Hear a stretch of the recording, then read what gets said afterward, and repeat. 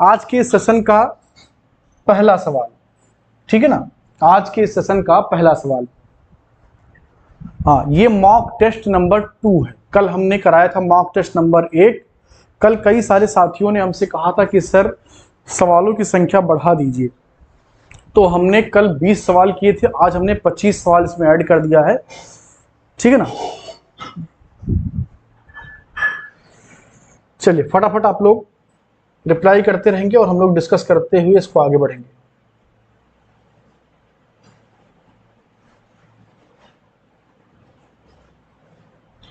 हाँ, सवाल है साथियों, सुप्रसिद्ध जिराफ ग्रुप का चित्र कहां से प्राप्त होता है? सुप्रसिद्ध जिराफ ग्रुप का चित्र कहां से प्राप्त होता है? जोशीपुर, बंजारी माता, बड़ी दांत या आदमगढ़?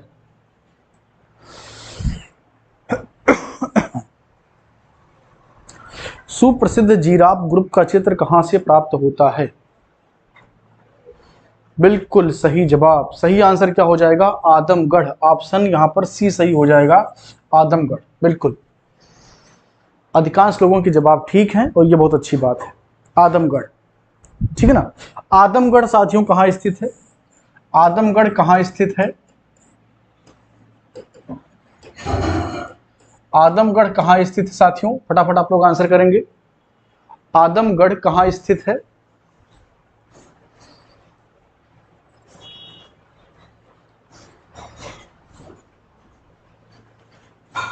फटाफट सभी लोग रिप्लाई करेंगे।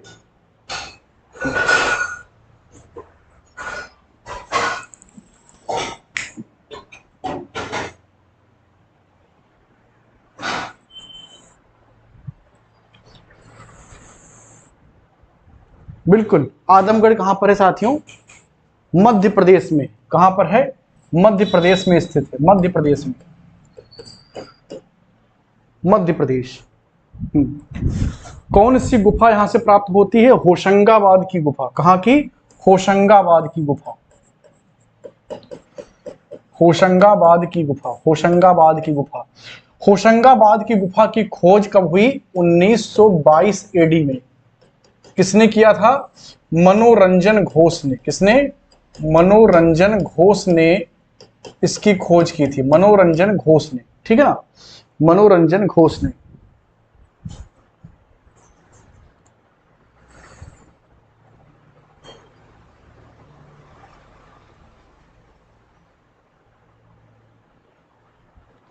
हाँ, मध्य प्रदेश, होशंगाबाद, नर्मदा नदी के तीर। बिल्कुल, चौपाई आप लोगों को याद है। चौपाई को लेकर के विशेष प्लानिंग चल रही, बहुत जल्द ही आपको देखने को मिलेगा। चलिए आगे बढ़ेंगे। अगला सवाल है साथियों, कलाकार सामंजस्य उत्पन्न कर सकता है? कलाकार सामंजस्य उत्पन्न कर सकता है रेखाओं से, रंगों से, इन सभी से या रूपों से? कलाकार सामंजस्य उत्पन्न कर सकता है, बताएंगे आप लोग। कलाकार सामंजस्य उत्पन्न कर सकता है,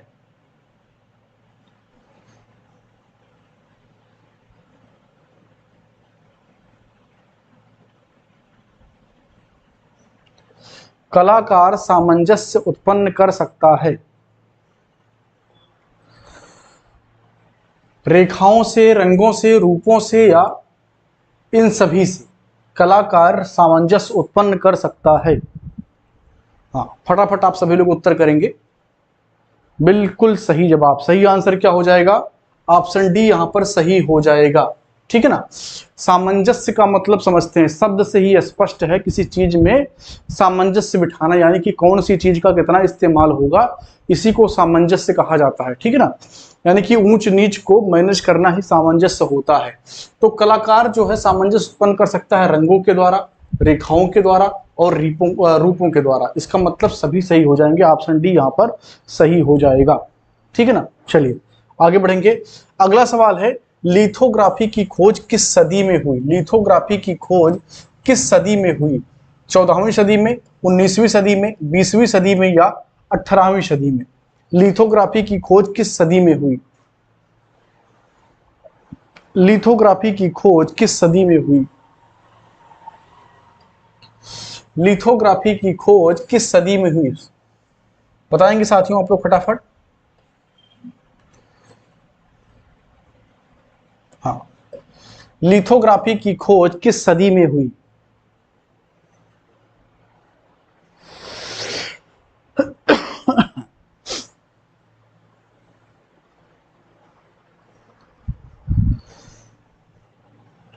कुछ लोग बी बता रहे हैं, कुछ लोग सी बता रहे हैं।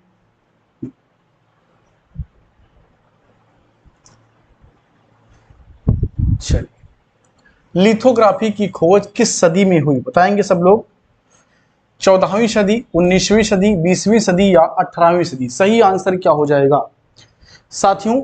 लिथोग्राफी की खोज हुई जर्मनी में। कहां पर हुआ? जर्मनी में हुआ। जर्मनी में हुआ। और कब हुआ? 1796 या कहीं कहीं पर 1798 भी लिख करके मिलता है, ठीक है ना। तो 1796 या 1798 ईस्वी में, ठीक है ना, ये दोनों लिखा हुआ मिलता है। कहां पर हुआ? जर्मनी में इसका खोज हुआ, ठीक है ना, जर्मनी में। तो 1796 1798 को हम लोग क्या कहेंगे साथियों? 18वीं सदी कहेंगे। 18वीं सदी का मतलब क्या हो जाता है? 1701 से लेकर के 1799 तक के पूरे पीरियड को क्या कहेंगे? 18वीं सदी कहेंगे। तो इसी के बीच में आता है, इसका मतलब 18वीं सदी हो जाएगा। सवाल ये नहीं है, सवाल इससे इंटरेस्टिंग मैं आपसे पूछूंगा, भारत में लिथोग्राफी का प्रयोग करने वाले सबसे पहले चित्रकार कौन थे और उन्होंने लिथोग्राफी प्रेस की स्थापना किस वर्ष की थी और कहां पर की थी? फटाफट बताएंगे आप लोग। भारत में लिथोग्राफी प्रेस की स्थापना सबसे पहले कब हुई, किसने की और कहां पर की?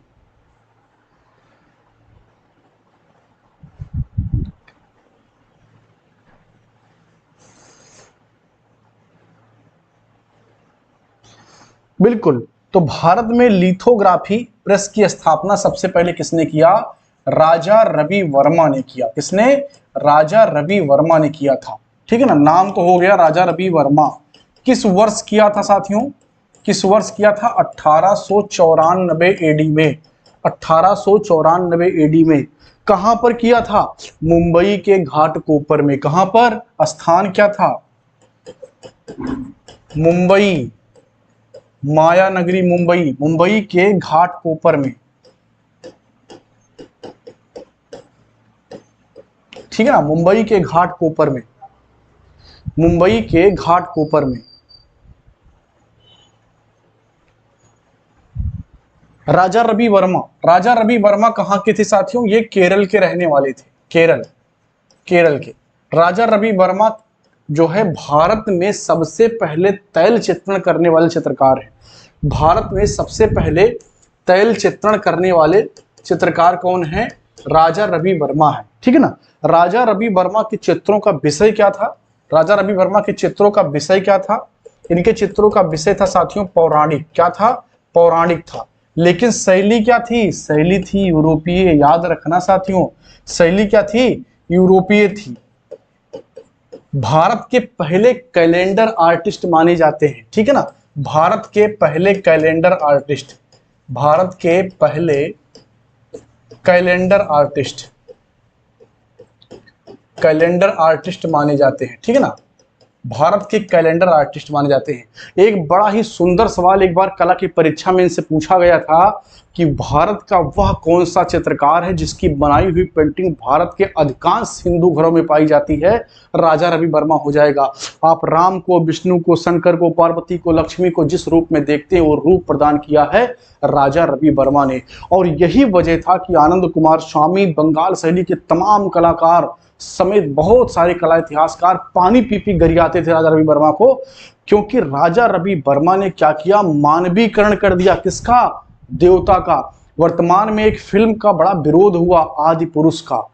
आदि पुरुष का बड़ा विरोध हुआ था कि ये तो रामायण के साथ खिलवाड़ है। कुछ ऐसा ही विरोध उस समय राजा रवि वर्मा का हुआ था, क्योंकि उससे पहले जब देवताओं को बनाया जाता था तो बिल्कुल हूबहू इंसानों के जैसा नहीं बनाया जाता था।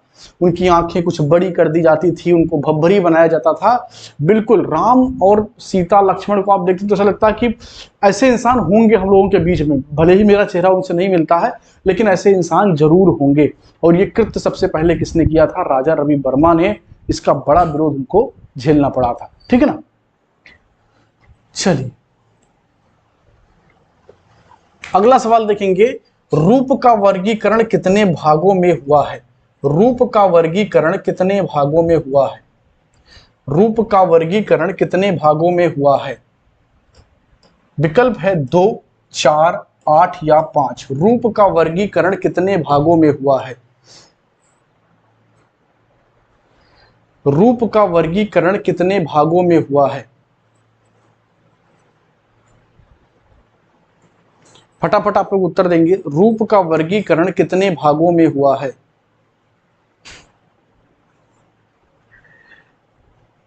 बिल्कुल सही जवाब। अधिकांश लोगों के जवाब बिल्कुल ठीक हैं, 2 भागों में। रूप का वर्गीकरण कितने भागों में हुआ है? 2 भागों में। 2 भाग कौन कौन से हैं? एक तो सक्रिय और दूसरा क्या है? निष्क्रिय। सक्रिय और निष्क्रिय, ठीक है ना।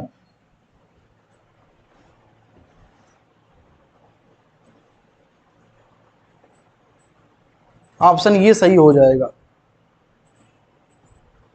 सापेक्ष, निरपेक्ष, सकारात्मक या नकारात्मक भी कहा जाता है, ठीक है ना, 2 प्रकार से।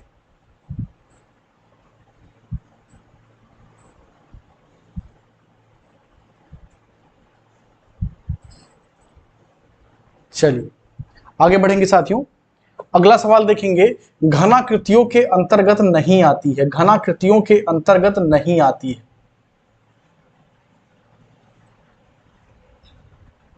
घनाकृतियों के अंतर्गत नहीं आती है। विकल्प है आपके पास ईंट, पुस्तक, डिब्बा या सेब। घनाकृतियों के अंतर्गत नहीं आती है।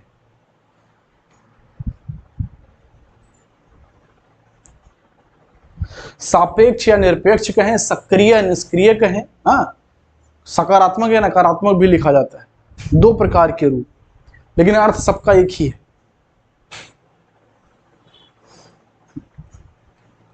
घनाकृतियों के अंतर्गत नहीं आता है। घन क्या होता है? घन मतलब जिसका 3 आयाम हो।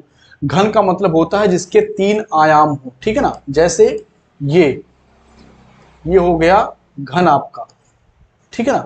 घन के 3 आयाम होते हैं। घन हमेशा 3D होता है और उसकी आकृति कैसे होती है? कुछ इस प्रकार होगी। अब यहां पर आप बताइए, सेब ऐसे दिख रहा है क्या? नहीं दिख रहा है ना, तो सेब सही हो जाएगा। सेब जो है घन आकृति में नहीं है। ऑप्शन सी यहां पर सही हो जाएगा। चलिए आगे बढ़ेंगे साथियों। अगला सवाल है, फ्रेस्को चित्रण है। फ्रेस्को चित्रण है। फ्रेस्को चित्रण है।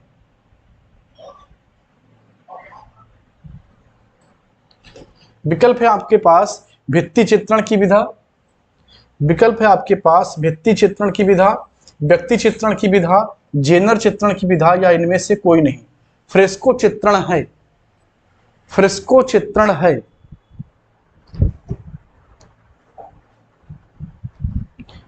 घनवाद 3 आयाम होता है। घन में 3 आयाम होता है, लेकिन घनवादी चित्र में 3 आयाम नहीं होगा। कोई भी चित्र 3 आयाम का नहीं होता। चित्र हमेशा 2 आयाम का होता है। बस चित्रकार उसको ऐसा बनाता है कि वो 3 आयाम का लगता है देखने में। भित्ति चित्रण की विधा है। बिल्कुल सही जवाब, भित्ति चित्रण की विधा है, ठीक है ना। भित्ति चित्रण की विधा है।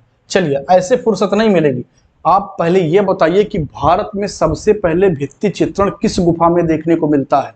भारत में सबसे पहले भित्ति चित्रण कहां पर देखने को मिलता है?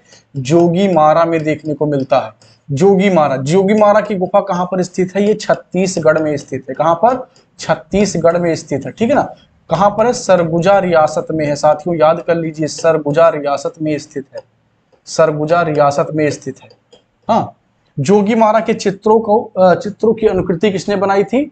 याद करिए, हालदार साहब ने और समरेंद्र गुप्ता ने। समरेंद्र गुप्ता ने कब बनाया था?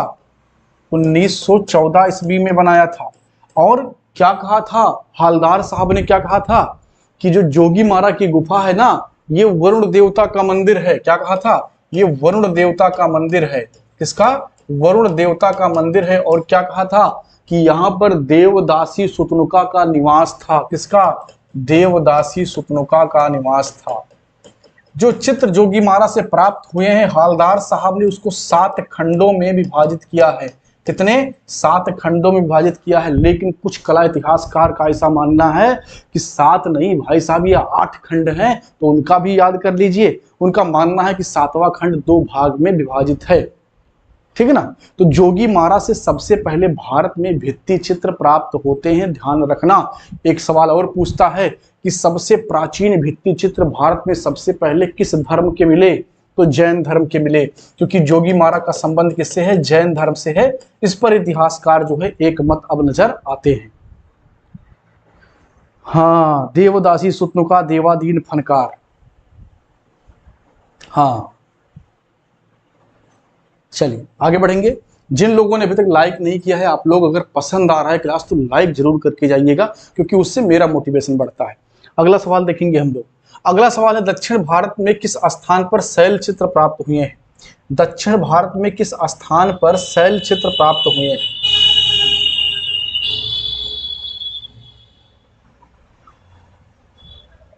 दक्षिण भारत के किस स्थान पर शैल चित्र प्राप्त हुए हैं? टेक्कलकोटा, संयनकल्लू, गुप्पगल्लू या बेल्लारी? दक्षिण भारत के किस स्थल से, दक्षिण भारत के किस स्थान से शैल चित्र प्राप्त हुए हैं?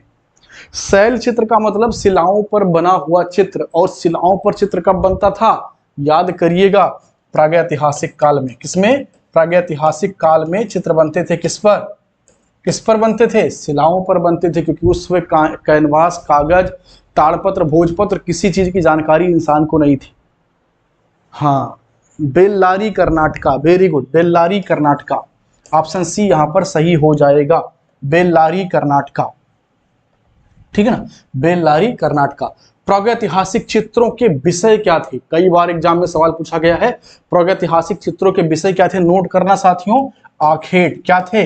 आखेट थे, क्योंकि इंसान का काम ही क्या था? जानवरों के मार करके खाओ, आराम करो, घूमो टहलो। घुमंकू लोग थे, कहीं एक जगह पर रुकते नहीं थे। रुकने लगे कब? नवपाषाण काल में, जब उन्होंने खेती करना प्रारंभ किया।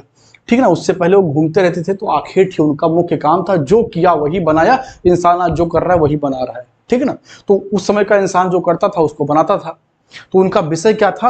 आखेट ही उनका क्या था? विषय था। रंगों का प्रयोग, किस प्रकार के रंगों का प्रयोग किया था? जो प्रकृति द्वारा प्रदान किए गए रंग, यानी कि प्राकृतिक रंग।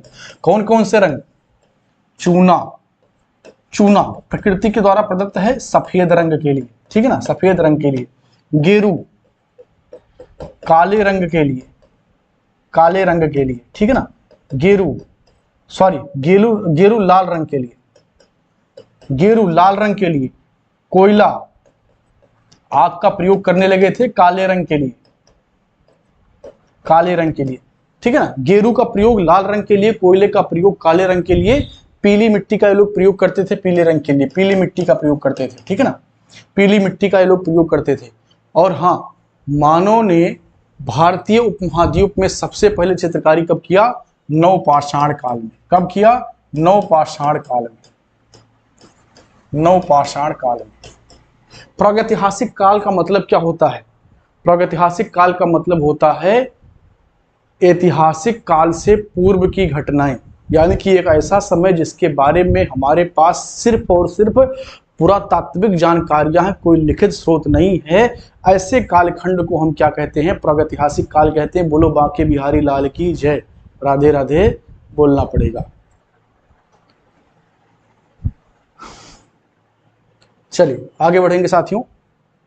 अगला सवाल देखेंगे, रंगों का सम्राट किसे कहा गया है? रंगों का सम्राट किसे कहा गया है? रंगों का सम्राट किसे कहा गया है? एम.एफ. हुसैन को, के हेब्बार को, अब्दुल रहमान चुगताई को, या इनमें से कोई नहीं? रंगों का सम्राट किसे कहा गया है? रंगों का सम्राट किसे कहा गया है? एम.एफ. हुसैन को, के हेब्बार को, अब्दुल रहमान चुगताई को, या इनमें से कोई नहीं?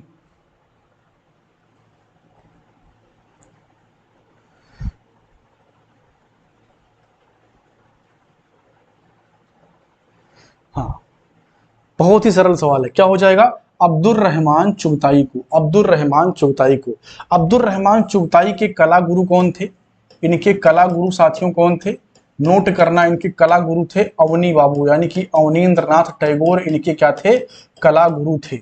अब्दुल रहमान चुगताई को अंग्रेज बड़ा पसंद करते थे, बहुत ज्यादा, ठीक है ना। इनको खान बहादुर की उपाधि दी थी, किसकी, खान बहादुर की उपाधि इनको दी गई थी, खान बहादुर की उपाधि इनको दी गई थी, ठीक है ना, खान बहादुर की उपाधि इनको दी गई थी। और हाँ, शुरुआती शैली इनकी क्या थी, चित्र बनाने की शुरुआती शैली इनकी क्या थी, वास शैली थी, वास शैली, वास शैली कहें या इसी को बंगाल शैली कहा जाता है, बंगाल शैली कहा जाता है। बाद में इन्होंने अपनी निजी एक शैली विकसित कर ली जिसको चुगताई शैली कहा जाता है, क्या कहा जाता है, चुगताई शैली कहा जाता है। इनके चित्रों में अलंकारिकता खूब देखने को मिलती है, इनके चित्रों में अलंकारिकता खूब देखने को मिलती है।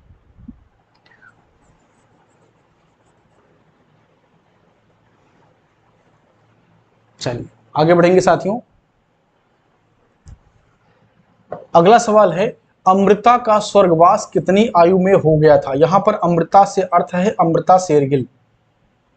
अमृता शेरगिल का स्वर्गवास कितने वर्ष की आयु में हो गया था, 25 वर्ष, 28 वर्ष, 30 वर्ष या 27 वर्ष। अमृता शेरगिल का स्वर्गवास कितने वर्ष की आयु में हो गया था। अमृता शेरगिल का स्वर्गवास कितने वर्ष की आयु में हो गया था। फटाफट आप लोग उत्तर देंगे, सही आंसर क्या हो जाएगा, 28 वर्ष की आयु में। Very good. तो अमृता शेरगिल का जन्म कब हुआ था साथियों, अमृता शेरगिल का जन्म हुआ है 1913 एडी में। कहां पर हुआ है, हंगरी में हुआ है, हंगरी में। इनकी मम्मी हंगरियन थी और पिताजी इनके क्या थे, भारतीय पंजाबी पट्टे थे, ठीक है ना। जन्म इनका हंगरी में हुआ, हंगरी के बुडापेस्ट में हुआ था, बुडापेस्ट में हुआ था, ठीक है ना, हंगरी के बुडापेस्ट में हुआ। माँ बाप के साथ भारत में घूमने आई, अजंता एलोरा के चित्रों को देखा, इतना प्रेम हो गया कि चित्रकला में अभिभूत हो गई और फिर पेरिस में जाकर के कला शिक्षा ग्रहण किया। कहां पर, पेरिस में जाकर के इन्होंने कला शिक्षा ग्रहण किया। उसके बाद में भारत आई, सदियों के लिए भारतीय हो गई और भारत के विभाजन से पहले लाहौर में इनका डेथ हो गया। इनका डेथ कहाँ हुआ, लाहौर में हुआ, लाहौर में इनकी मृत्यु हो गई। कब, 1941 में। 13 में 28 जोड़ेंगे तो 41 हो जाएगा। गणित भी मजबूत कर लीजिए, कला से सिर्फ काम नहीं चलेगा, ठीक है ना। हाँ, 1941 में लाहौर में इनकी क्या हो गई, मृत्यु हो गई। इनके चित्रों पर सबसे ज्यादा प्रभाव किसका था, पॉल गॉगिन का था। किसका, पॉल गॉगिन का था। पॉल गॉगिन का इनके चित्रों पर प्रभाव था। इनके चित्रों के जो विषय थे साथियों वो क्या थे, इनके चित्रों के विषय थे वो क्या थे, विषाद, विषाद, ठीक है ना, दुख, सारो, समाज की समस्याओं के चित्र इन्होंने खूब बनाए थे, विषाद। इन्होंने अपने चित्रों, इन्होंने जो है अपना जो स्टूडियो बनाया था, अपना आर्ट का स्टूडियो बनाया था, वो सबसे पहले कहां पर बनाया, पेरिस में बनाया, पेरिस में। भारत में कभी पूछे तो शिमला में बनाया था। कहां पर, शिमला में। विवान सुंदरम इंस्टॉलेशन के बहुत बड़े कलाकार हैं, उनकी ये मौसी लगती हैं, ठीक है ना, उनकी क्या लगती है, ये मौसी लगती हैं। गोरखपुर से इनका संबंध है, अमृता आर्ट गैलरी गोरखपुर में स्थित है, Amrita art gallery, Amrita art gallery. एक कलाकार है जिम्मी शेरगिल, आपने उनको कई मूवी में देखा होगा, इनके रिश्तेदार है। जिम्मी शेरगिल साहब का इनसे कुछ रिश्ता है, दूर की इनकी पिताजी की बुआ या ऐसे कुछ लगती थी, एक दिन मैं पढ़ रहा था। हाँ, जिम्मी शेरगिल जो कलाकार है उनकी रिश्तेदार थी ये। हाँ, अमृता आर्ट गैलरी कहां पर है, गोरखपुर में है।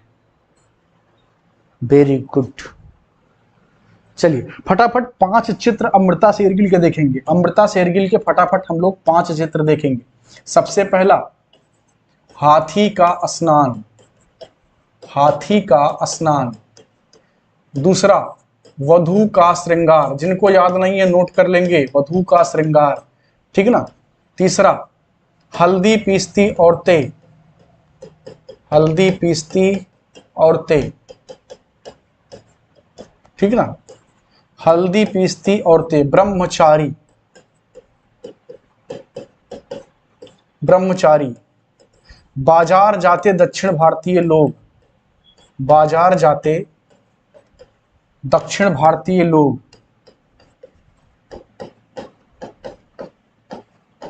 बाजार जाते दक्षिण भारतीय लोग।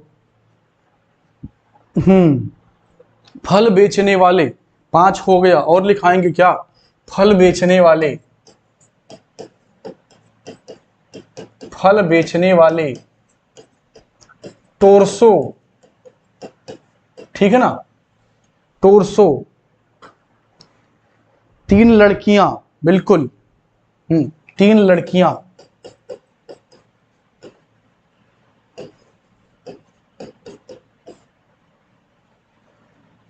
जिप्सी गर्ल, बहुत सारे चित्र हैं।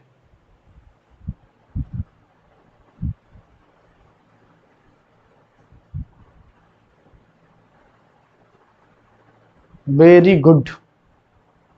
ये किसका प्रभाव जानते हैं? आमना सामना।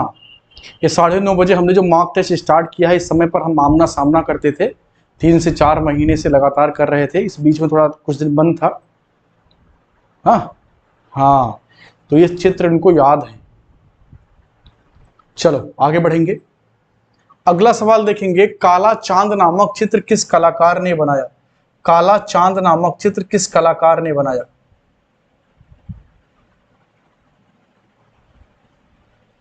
काला चांद नामक चित्र किस कलाकार ने बनाया है? वीरेश्वर सेन ने, के.एच. आरा ने, वीरेश्वर सेन ने, के.एच. आरा ने, सतीश गुजराल ने, या इनमें से कोई नहीं? फटाफट आप लोग आंसर करेंगे। काला चांद नामक चित्र किस कलाकार ने बनाया है? काला चांद नामक चित्र किस कलाकार ने बनाया है? फटाफट सभी जन से जो है इसका आंसर करेंगे। सरल सवाल है, सबको उत्तर करना है। काला चांद, हाँ, सही आंसर क्या हो जाएगा? सतीश गुजराल। सतीश गुजराल के भाई कौन थे? इंद्र कुमार गुजराल। इंद्र कुमार गुजराल भारत के क्या थे? प्रधानमंत्री थे। इंद्र कुमार गुजराल भारत के प्रधानमंत्री थे। एक सवाल आपसे पूछता हूं कि भारत का वह कौन सा प्रधानमंत्री था जो चित्रकारी करता था? नोट कर लेना, BP Singh. BP Singh, BP Singh, Vishwanath Pratap Singh, ठीक है ना। बीपी सिंह, राजीव गांधी सरकार को गिराने वाले, अपने दम पर सरकार बनाने वाले विश्वनाथ प्रताप सिंह चित्रकार थे, ठीक है ना। 342 दिन भारत के प्रधानमंत्री थे। गूगल करके देख लेना, राजनीतिक जानकारी मेरी बिल्कुल ठीक है। हाँ, 342 दिन प्रधानमंत्री थे, 1 साल नहीं थे, 1 साल पूरा नहीं कर पाए थे। उनके बाद कौन बना था? चंद्रशेखर, बाबू चंद्रशेखर। फिर चंद्रशेखर ने जब सरकार गिरा दी थी, उसके बाद में चुनाव हुए थे, और उसी चुनाव में राजीव गांधी की हत्या हो गई थी, और उसके बाद प्रधानमंत्री बने थे पीवी नरसिम्हा राव। चलिए आगे देखेंगे। काला चांद किसका है? सतीश गुजराल का। काला चांद किसका है? सतीश गुजराल का। आगे हम लोग देखेंगे काला सूरज किसका चित्र है? बताइए आप लोग। काला सूरज, ब्लैक सन, काला सूरज किसका चित्र है? काला सूरज,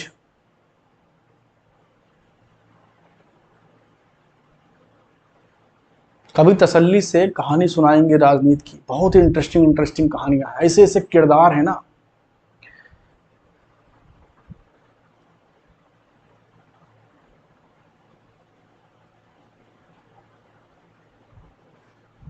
बिल्कुल, काला सूरज किसका है? ब्लैक सन किसका है? सैयद हैदर रजा का। सैयद हैदर रजा, सैयद हैदर रजा का है, ठीक है ना। चलिए आगे देखेंगे हम लोग। ब्लू मून किसका है? ब्लू मून किसकी पेंटिंग है? Blue moon,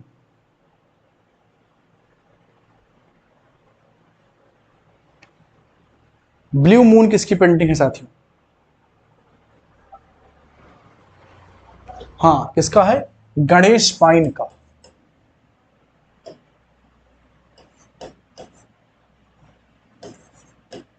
Ganesh pine, blue moon किसका है साथियों? गणेश पाइन का है। गणेश पाइन का है, ठीक है ना। चलिए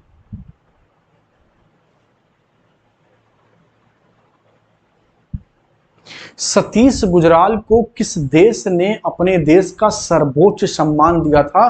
फटाक से उत्तर आप लोग बताएंगे और हम खटाक से अगले सवाल पर पहुंच जाएंगे। देखता हूं सबसे पहले कौन बताता है।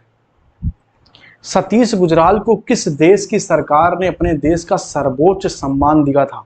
सबसे पहले जो उत्तर बताएगा उसको इनाम मिलेगा। मैं चैट बॉक्स में देख रहा हूं सबसे पहला नाम किसका आता है।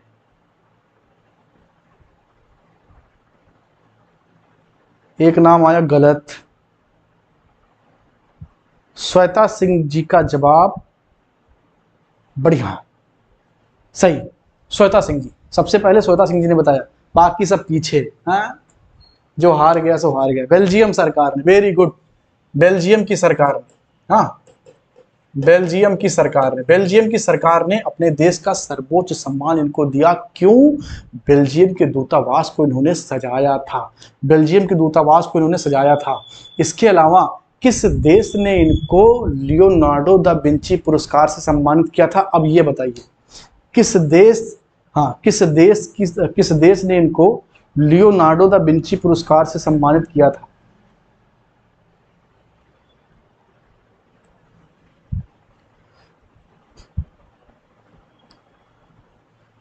फ्रांस नहीं होगा, फ्रांस नहीं होगा।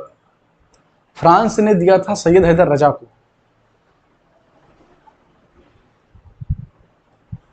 मैक्सिको ने, बिल्कुल मैक्सिको ने, मैक्सिकन आर्ट में इन्होंने काफी काम किया था।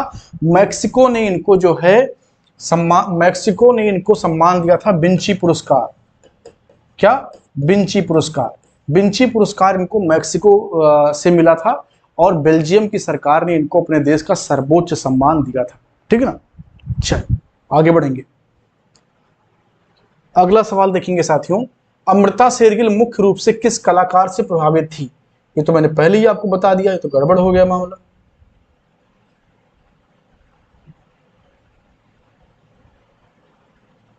विकल्प है आपके पास पाल सेजान, वान गो, पाल गागिन या पाल किली। अमृता शेरगिल मुख्य रूप से किस कलाकार से प्रभावित थी? अमृता शेरगिल मुख्य रूप से किस कलाकार से प्रभावित थी? फटाफट आप लोग उत्तर करेंगे। अमृता शेरगिल मुख्य रूप से किस कलाकार से प्रभावित थी? हाँ, समय इसमें नहीं खराब करेंगे, पॉल गॉगिन सही हो जाएगा। बिल्कुल आगे बढ़ेंगे, अगला सवाल देखेंगे। अगला सवाल क्या है? विक्टोरिया मेमोरियल हॉल कहां पर स्थित है? सरल सवाल है, समय नहीं लेना है। विक्टोरिया मेमोरियल हॉल कहां पर है? बनारस में है, मेरठ में है, ईटानगर में है या कोलकाता में? विक्टोरिया मेमोरियल हॉल कहां पर स्थित है? विक्टोरिया मेमोरियल हॉल कहां पर स्थित है? आज जो क्वेश्चन बनाए गए इसके फॉन्ट छोटे, इसलिए मुझे बार बार बड़ा करना पड़ रहा है। कल से ये गलती नहीं होगा, इस फॉन्ट को बड़ा किया जाएगा ताकि स्पष्ट आपको दिखे।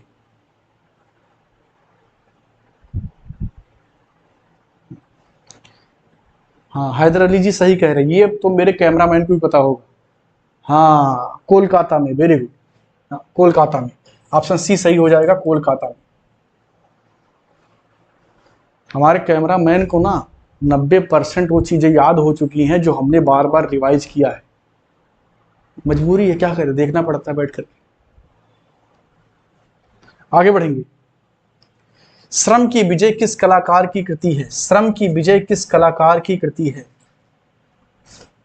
श्रम की विजय किस कलाकार की कृति है? नंदलाल बोस की, कनु देसाई की, डीपी राय चौधरी की या ईश्वरी प्रसाद की? श्रम की विजय, ट्रम्प ऑफ लेबर, बहुत ही सरल है, सबको इसका उत्तर देना चाहिए।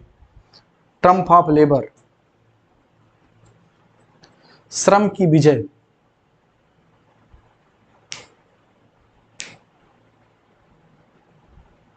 बिल्कुल सही आंसर क्या हो जाएगा? डीपी राय चौधरी, देवी प्रसाद राय चौधरी, देवी प्रसाद राय चौधरी।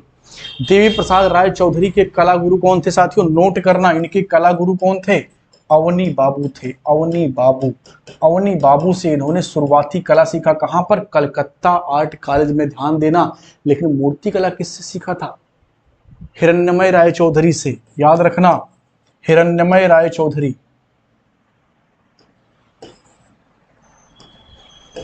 हिरण्यमय राय चौधरी, हिरण्यमय राय चौधरी से इन्होंने मूर्ति कला सीखा था। तो इनके मूर्ति कला के गुरु कौन हुए? हिरण्यमय राय चौधरी। ठीक है ना? अवनी बाबू से इन्होंने शुरुआती कला की शिक्षा ली थी। बिल्कुल।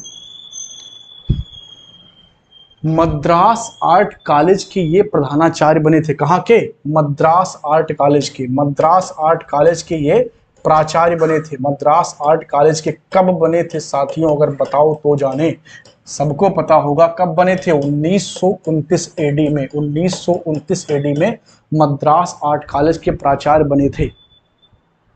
हाँ,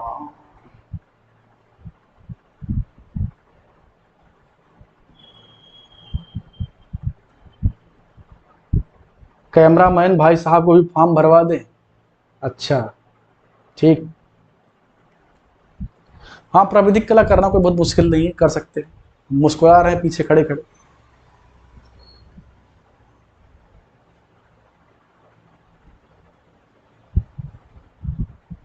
चलिए, ठीक है साथियों, आगे बढ़ेंगे हम लोग। अगला सवाल है, किशनगढ़ शैली का प्रसिद्ध चित्रकार है।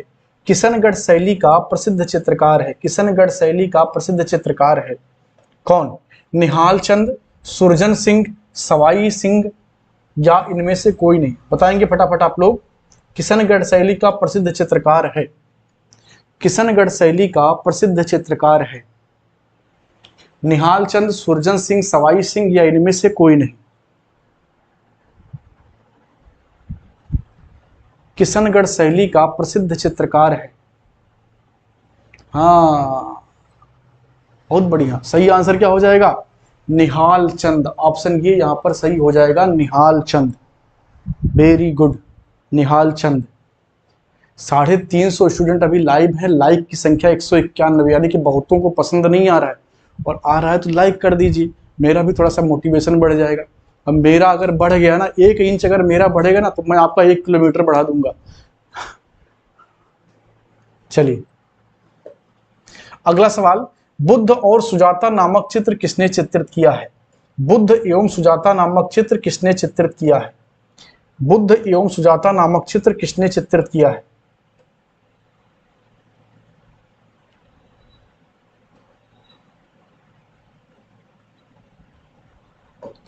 विकल्प है आपके पास अब्दुल रहमान चुगताई, आसित कुमार हालदार, अवनींद्र नाथ ठाकुर, या इनमें से कोई नहीं? बुद्ध एवं सुजाता नामक चित्र किसने चित्रित किया है? बुद्ध एवं सुजाता नामक चित्र किसने चित्रित किया है? चुगताई ने, आसित कुमार हालदार ने, अवनींद्र नाथ ठाकुर ने, या इनमें से कोई नहीं? सही आंसर क्या हो जाएगा? फटाफट आप लोग आंसर करेंगे। बिल्कुल सरल सवाल है, सबको इसका उत्तर पता होगा। अवनींद्र नाथ ठाकुर। अवनींद्र नाथ ठाकुर, इनका जन्म कब हुआ था साथियों? नोट करना, अवनींद्र नाथ ठाकुर का जन्म कब हुआ था? 1871 एडी में। 1871 एडी में इनका जन्म हुआ। कहां पर? ठाकुरवाड़ी में। ठाकुरवाड़ी में इनका जन्म हुआ था 1871 में। मृत्यु कब हुई साथियों? मृत्यु हुई 1951 एडी में। 1951 एडी में, ठीक है ना। ये बंगाल शैली के जन्मदाता माने जाते हैं। बंगाल शैली के पितामह। बंगाल शैली के पितामह माने जाते हैं। बंगाल शैली को ही क्या कहा जाता है साथियों? वास शैली कहा जाता है। वास शैली इसको कहा जाता है, वास शैली, ठीक है ना।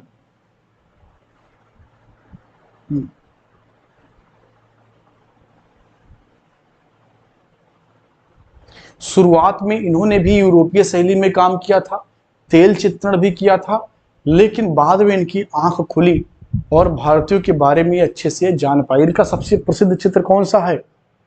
1905 में बंगाल विभाजन के समय बनाया गया। कब? बंगाल विभाजन के समय बनाया गया 1905 में इनका वास शैली में चित्र कौन सा?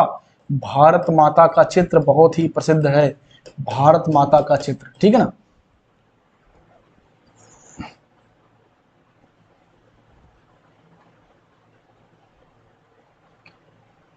आगे बढ़े।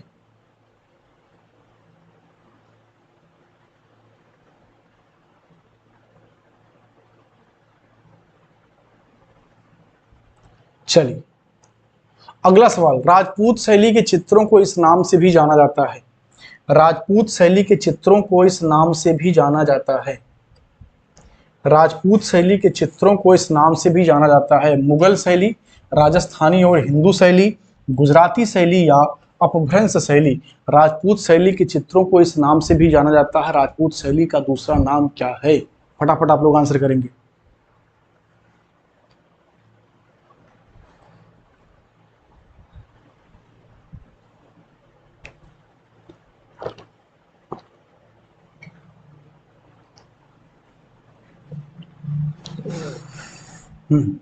सही आंसर क्या हो जाएगा? राजपूत शैली के चित्रों को इस नाम से भी जाना जाता है राजस्थानी और हिंदू शैली के नाम से भी इसको जाना जाता है। राजस्थानी एवं हिंदू शैली के नाम से जाना जाता है। अब आप लोग फटाफट बताएंगे कि किसने कौन सा नाम दिया। राजपूत शैली किसने नाम दिया था? ए.के. स्वामी ने। किसने? ए.के. स्वामी, यानी कि आनंद कुमार स्वामी ने। इसका समर्थन किसने किया था? ओसी गांगुली साहब ने। ओसी गांगुली साहब ने इसका समर्थन भी किया था। इन्होंने सबसे पहले इसकी चर्चा किसमें की थी? राजपूत पेंटिंग पुस्तक में। राजपूत पेंटिंग पुस्तक में इसकी चर्चा की थी। और इसमें चर्चा करके इन्होंने ये क्लियर किया था कि जो ये राजस्थानी शैली है ये मुगल शैली का कोई पार्ट नहीं है, ये बिल्कुल अलग है। मुगल शैली का प्रभाव इस पर जरूर था, लेकिन ये मुगल शैली का हिस्सा नहीं था कभी भी। ठीक है ना। राजस्थानी शैली किसने कहा था? राय कृष्ण दास ने। किसने कहा था? राय कृष्ण दास का मत था कि इसको राजस्थानी शैली कहा जाए। सर्वमान्य मान्यता यही है। हिंदू शैली किसने कहा था? हिंदू शैली किसने कहा था? एन.सी. मेहता साहब ने। एन.सी. मेहता साहब ने इसको हिंदू शैली कहा था। नाना चमनलाल मेहता ने इसको क्या कहा था? हिंदू शैली कहा था।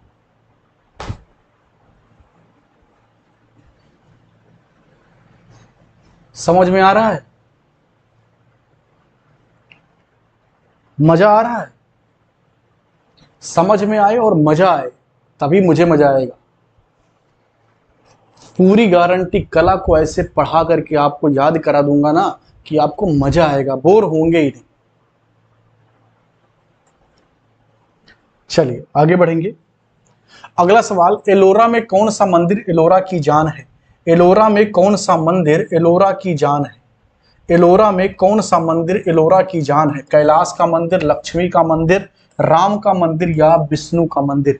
एलोरा में कौन सा मंदिर एलोरा की जान है?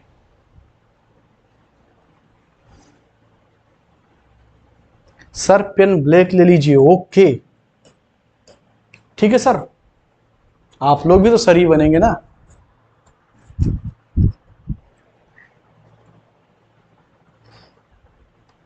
हाँ चलिए, एलोरा, एलोरा को एक्सप्लोर करते हैं। एलोरा साथियों कहां पर स्थित है? एलोरा है महाराष्ट्र में। कहां पर है? महाराष्ट्र में। महाराष्ट्र के औरंगाबाद जिले में है। कहां पर है? औरंगाबाद जिले में स्थित है। औरंगाबाद जिले में स्थित है। एलोरा गुफाओं का निर्माण किसने करवाया था? राष्ट्रकूट शासकों ने करवाया था। राष्ट्रकूट शासकों ने करवाया था। राष्ट्रकूट शासकों ने करवाया था। इसके अलावा देखेंगे साथियों, इसके अलावा देखेंगे एलोरा में कुल कितनी गुफाएं हैं? एलोरा में कुल कितनी गुफाएं हैं? 34 गुफाएं प्राप्त होती हैं, जिनमें से 17 गुफाओं का संबंध किससे है? हिंदू धर्म से है। 12 गुफाओं का संबंध किससे है? बौद्ध धर्म से है। और 5 गुफाओं का संबंध किससे है? जैन धर्म से है। 5 गुफाओं का संबंध किससे है? जैन धर्म से है। ठीक है ना। तो कैलाश मंदिर को एलोरा की जान कहा जाता है। कैलाश मंदिर किस गुफा में है? गुफा संख्या 16 में। गुफा संख्या 16 में है। ठीक है ना। कैलाश मंदिर। गुफा संख्या 32 भी बहुत महत्वपूर्ण है। गुफा संख्या 32, और इसमें क्या है? इसमें है इंद्र सभा। क्या है? इंद्र सभा है। एलोरा का प्राचीन नाम क्या है? एलोरा का प्राचीन नाम क्या है? आप लोग बताएंगे फटाफट।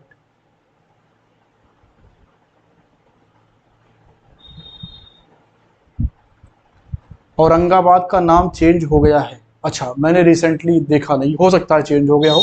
नाम चेंज करना राजनीति का हिस्सा है, होता रहता है।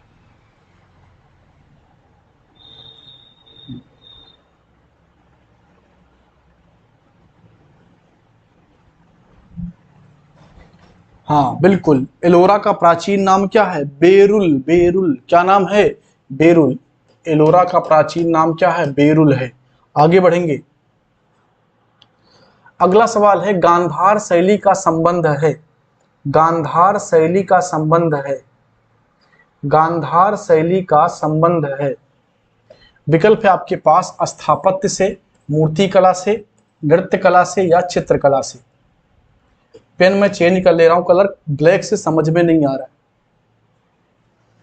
मजा नहीं आ रहा ब्लैक से। स्थापत्य से, मूर्ति कला से, नृत्य कला से या चित्रकला से गांधार कला शैली का संबंध है।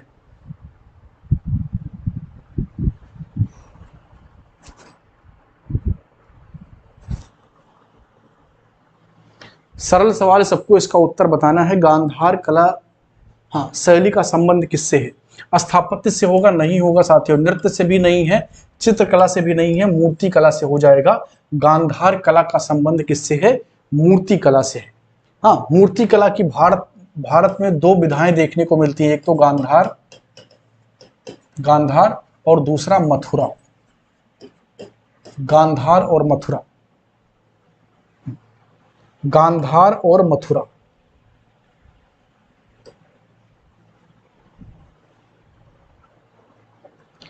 गांधार और मथुरा, ठीक है ना।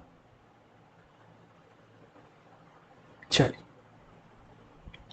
आगे बढ़ेंगे साथियों। अगला सवाल है हमारा, बगता और कंवला किस शैली के चित्रकार थे? बगता और कंवला है, संवला नहीं कंवला होगा। हाँ, बगता और कंवला किस शैली के चित्रकार थे? नाथद्वारा शैली, देवगढ़ शैली, उदयपुर शैली या शाहपुरा शैली? बगता और कंवला किस शैली के चित्रकार थे? बगता और कंवला किस शैली के चित्रकार थे? नाथद्वारा, देवगढ़, उदयपुर या शाहपुरा?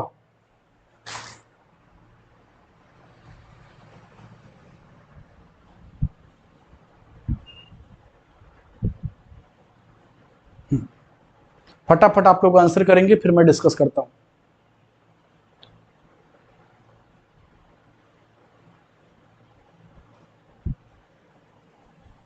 चलिए देखेंगे, बगता और कंवला, बगता और कंवला किस शैली के चित्रकार थे? सही आंसर क्या हो जाएगा?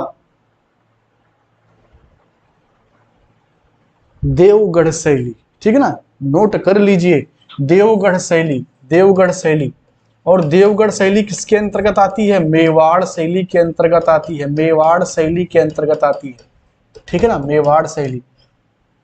मेवाड़ शैली में कौन कौन सी शैलियां हैं? नाथद्वारा शैली है, देवगढ़ है, उदयपुर है और शाहपुरा है, ठीक है ना। देवगढ़ शैली इसमें सही हो जाएगा, ऑप्शन बी सही होगा, देवगढ़ शैली। बगता और कंवला जो हैं देवगढ़ शैली के चित्रकार हैं।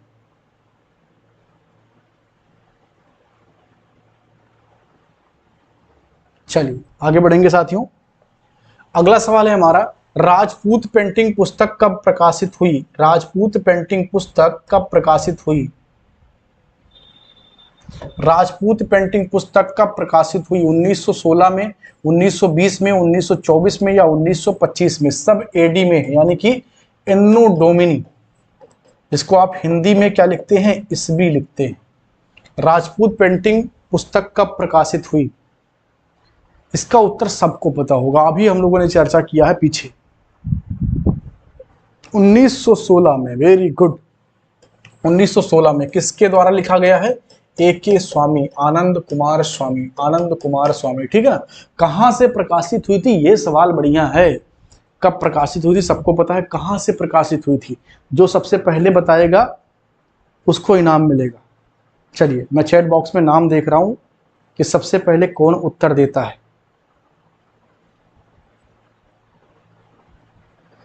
कहां से प्रकाशित हुई थी?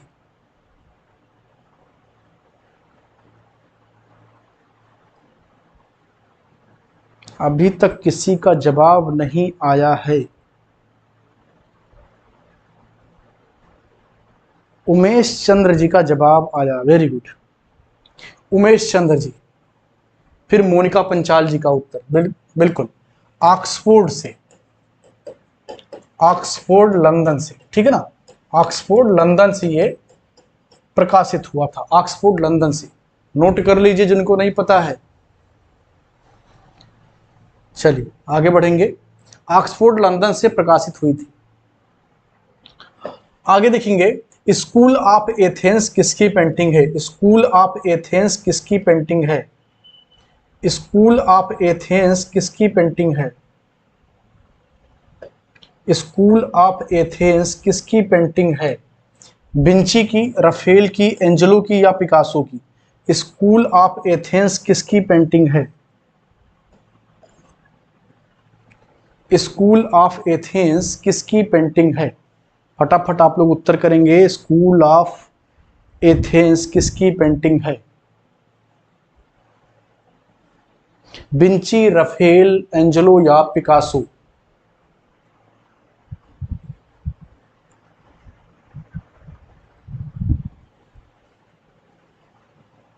बिल्कुल सही आंसर क्या हो जाएगा? रफेल। ऑप्शन बी यहां पर सही हो जाएगा। स्कूल ऑफ एथेंस किसकी पेंटिंग है? रफेल की पेंटिंग है। रफेल कहाँ का कलाकार था? ये इटली का कलाकार था, ठीक है ना, इटली का। इटली का चरम पुनर्जागरण कला का कलाकार था। चरम पुनर्जागरण, ठीक है ना, चरम पुनर्जागरण कला का कलाकार था। फ्लोरेंस शहर, याद रखना साथियों, फ्लोरेंस, फ्लोरेंस का कलाकार था। एक सवाल आपसे पूछता हूं, किस कलाकार को इटली का वयोवृद्ध कलाकार कहा जाता है? देखता हूं सबसे पहले उत्तर कौन देता है।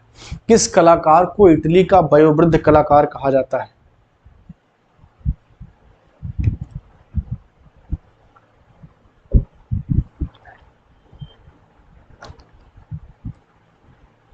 किस कलाकार को इटली का वयोवृद्ध कलाकार कहा जाता है?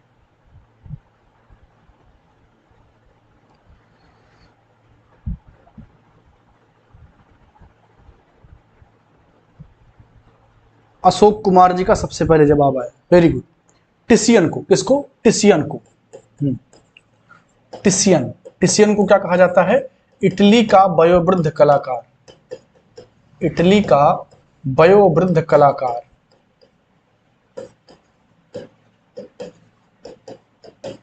टिसियन को इटली का वयोवृद्ध कलाकार कहा जाता है, ठीक है ना। चलो आगे बढ़ेंगे। अगला सवाल है, पेरिस का न्याय किसकी पेंटिंग है? पेरिस का न्याय किसकी पेंटिंग है? पेरिस का न्याय किसकी पेंटिंग है? विकल्प है आपके पास, वान गो, रूबेंस, पाल क्ली या इनमें से कोई नहीं। पेरिस का न्याय किसकी पेंटिंग है? पेरिस का न्याय किसकी पेंटिंग है?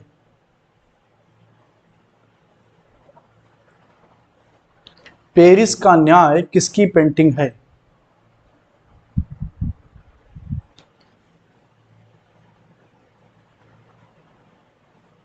बहुत ही सरल सवाल है, सबको इसका उत्तर पता होना चाहिए। पीटर पाल रूबेंस किसका है? पीटर पाल रूबेंस का है। पीटर पाल रूबेंस का। 1 घंटे की क्लास हो गई, बहुत सारे लोग एकदम थक हार गए होंगे। मैं खड़ा हूं, लगातार बोल रहा हूं। हाँ,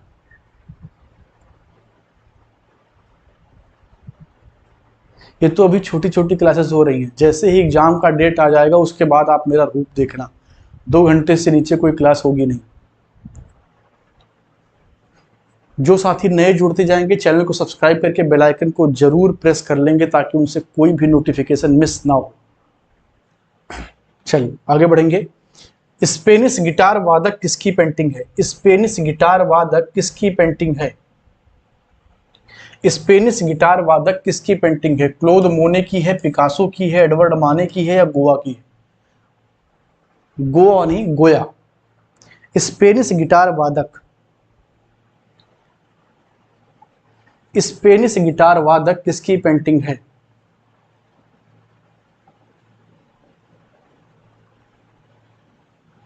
हाँ, थकना मना है। दौड़ भाग भरी जिंदगी है लेकिन थकना मना है। चलिए सही आंसर क्या हो जाएगा? स्पेनिश गिटार वादक किसकी पेंटिंग है?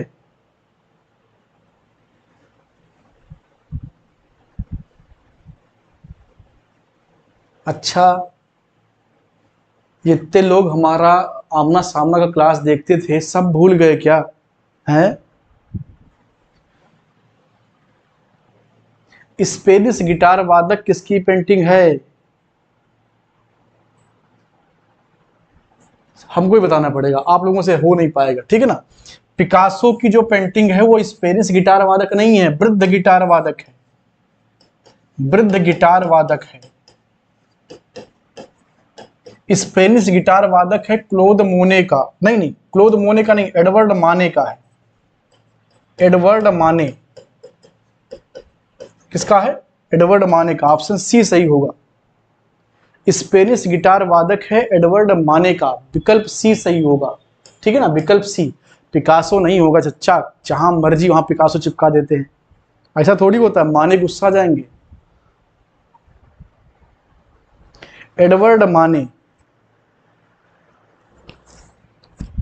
पिकासो की पेंटिंग है वृद्ध गिटार वादक, ठीक है ना। सी वाला सही हो जाएगा, एडवर्ड माने। चलो आगे बढ़ेंगे, अगला सवाल देखेंगे। क्वेश्चन नंबर 24, चांदनी रात्रि का अध्ययन किसकी पेंटिंग है? चांदनी रात्रि का अध्ययन किसकी पेंटिंग है? कांस्टेबल, टर्नर, माने या वान गो? चांदनी रात्रि का अध्ययन, चांदनी रात्रि का अध्ययन किसकी पेंटिंग है? चांदनी रात्रि का अध्ययन किसकी पेंटिंग है?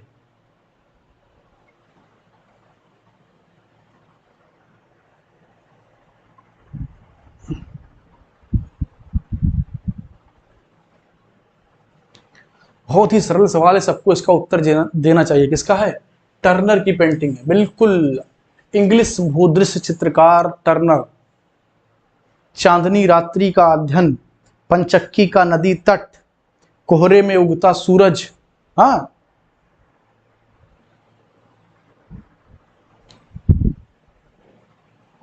चलिए आगे बढ़ेंगे। और आज की इस क्लास का आखिरी सवाल, संत पीटर की सूली किसकी पेंटिंग है? संत पीटर की सूली किसकी पेंटिंग है? संत पीटर की सूली किसकी पेंटिंग है? Leonardo da Vinci, Michael Angelo, Jericho या राफेल? संत पीटर की सूली किसकी पेंटिंग है? फटाफट आप लोग उत्तर देंगे। संत पीटर की सूली किसकी पेंटिंग है?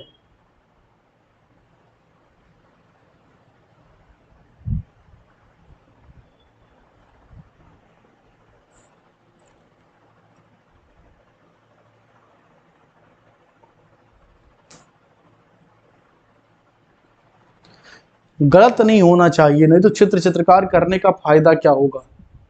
हमने जानबूझ करके 5 सवाल केवल पेंटिंग से लिए हैं ताकि जो चित्रकार हम लोग करते थे उसका रिवीजन कहीं टूट ना जाए, बीच में छूट ना जाए। हाँ, तो 20 सवाल हमने ले लिए थे बाकियों से, 5 सवाल हमने चित्र एवं चित्रकार से ले लिए थे। सही आंसर क्या हो जाएगा? माइकल एंजेलो, ऑप्शन बी यहां पर सही हो जाएगा। तो इस प्रकार साथियों हमने 25 सवाल कर लिए।